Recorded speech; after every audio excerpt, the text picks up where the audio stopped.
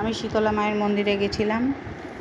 অনেক বড় পুজো এবং খুব জাগ্রত মা। বহু বছর ধরে এই পুজো হয়। আমি প্রায় 27 বছর ধরে দেখছি, তারও 25-30 বছর আগের থেকে ধরো শুরু হয়েছে। ভীষণ জাগ্রত মা। আমি বহু বছর যাই নাই মায়ের এখানে। তা এবছর হাঁটতে বেরিয়ে মনে হলো যাই একটু মায়ের কাছে, মাকে দর্শন করে আসি। তাই মাকে একটু দর্শন করতে গেলাম। তা দর্শন করতে গিয়ে মনটা ভরে গেল। এত ভিড় ছিল যে একদম সামনে গিয়ে যে মায়ের মূর্তিটাকে তোমাদেরকে দেখাবো সেটা দেখতে পাচ্ছিলাম না। সন্ধ্যা আরতির পুজো শুরু হয়েছিল তখন, আর গেট বন্ধ ছিল, যার জন্য কেউ ভেতরে ঢুকতে পারছিল না। ক্লাবে যারা সদস্য তারাই একমাত্র, খুব দরকার যাদের তাদেরই একমাত্র ঢুকতে দিচ্ছিল, তাছাড়া বাইরের কাউকে ঢুকতে দিচ্ছিল না। এটা মন্দিরের দেখো কতটা দূর থেকে, তার আমার সামনেও প্রচুর লোক ছিল, সেখান থেকে আমি ভিডিও করেছি। দেখতেই পাচ্ছ কতটা দূরে আমি দাঁড়িয়ে আছি। এবং আমি কিন্তু কোনো মন্দিরে বা মেলায় যাচ্ছি বলে সেরকমভাবে যাইনি। আমি একটু বিকেলে হাঁটতে বেরিয়েছিলাম। সে হাঁটতে বেরিয়ে মায়ের দর্শন করা আর কি।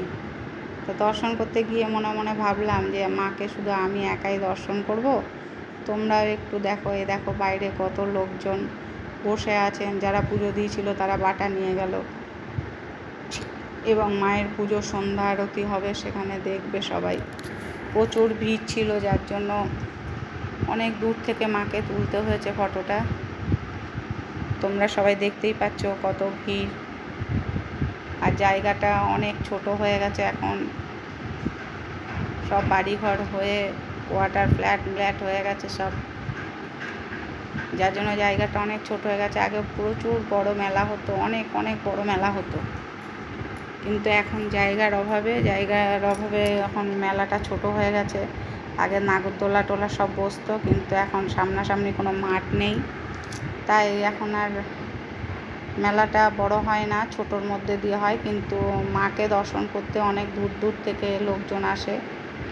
এই দেখো কত স্টল দিয়েছে, সবাই বসেছে, ফুচকা, আইসক্রিম, হ্যাঁ, তারপরে দেখো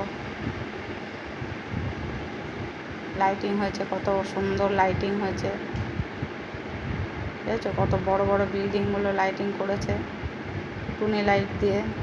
ভালো লাগে জায়গাটা, এমনি ভালো লাগছিল।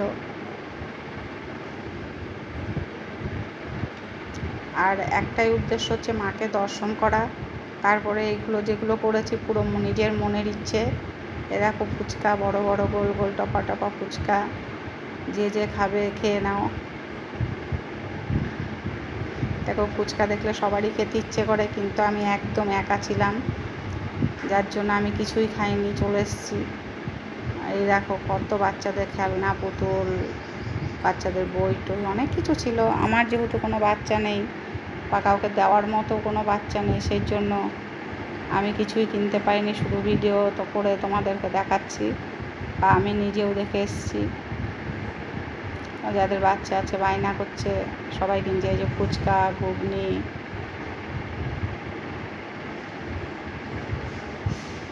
দেখো এখানে শাখা বিক্রি হচ্ছে। সবাই চায় ব্যবসা, যেটুকু যার আছে সবাই নিয়ে বসে যেটুকু বিক্রি হয় আর কি। এই দেখো একটু বিক্রি বাট্টার মধ্যে একটু ঘুগনি খাচ্ছেন উনি, বেশ ভালোই লাগছিলো দেখে, যে সবারই তো খেতে ইচ্ছা করে। দেখো ব্যবসা করতে বসছে, তার জন্য কি তাদের খেতে ইচ্ছে করে না?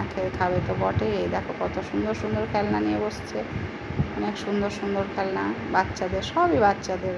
বেশ ভালো লাগছিলো দেখে, মন ভরে যাচ্ছিলো দেখে। ছোটোবেলায় যখন আমাদের ছেলেপেলেরা ছোটো ছিল তখন তো কিনে দিয়েছি, ভালো লেগেছে। আমি আবার ঘুরে মন্দিরের দিকে যাচ্ছিলাম, আমি পুরোটা গেলাম না, আমি কিছুটা গিয়ে আবার রিটার্ন যাচ্ছি মন্দিরের দিকে। মায়ের মন্দিরের সামনে আবার যাচ্ছি, দেখি